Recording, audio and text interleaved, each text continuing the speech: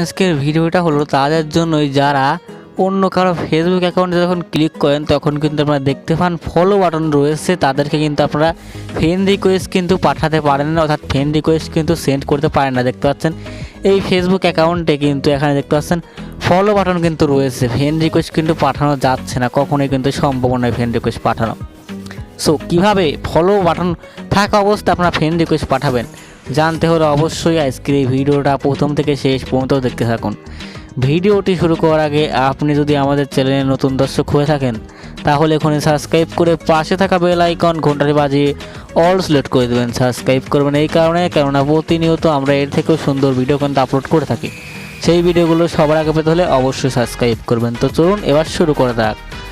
So এই কাজটি করার জন্য সর্বপ্রথম আপনাদের কাজ হবে, আপনার যেই ব্যক্তিকে ফ্রেন্ড রিকোয়েস্ট পাঠাবেন তাদের ফলো বাটন অ্যাড আছে, মানে অন আছে, সেই ব্যক্তির প্রোফাইল প্রবেশ করুন। প্রোফাইলে প্রবেশ করে আপনাদের কাজ হবে এক সাইডে দেখতে পারবেন 3 বার অপশন, আপনাদের কাজ হবে এই 3 বার অপশনে ক্লিক করে দেওয়া। হ্যাঁ প্রিয় দর্শক, সো আমি এই 3 বার অপশনে ক্লিক করে দিচ্ছি। দেখতে পাচ্ছেন এখানে কিন্তু ফলোইং কিন্তু রয়েছে।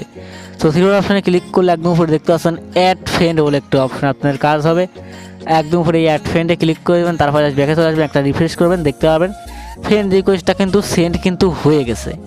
এইভাবে কিন্তু আপনারা যে কারো ফেককে কিন্তু ফ্রেন্ড রিকোয়েস্ট কিন্তু পাঠাতে পারবেন একদম সহজ নিয়মে। আশা করছি বিষয়টা বুঝতে পেরেছেন।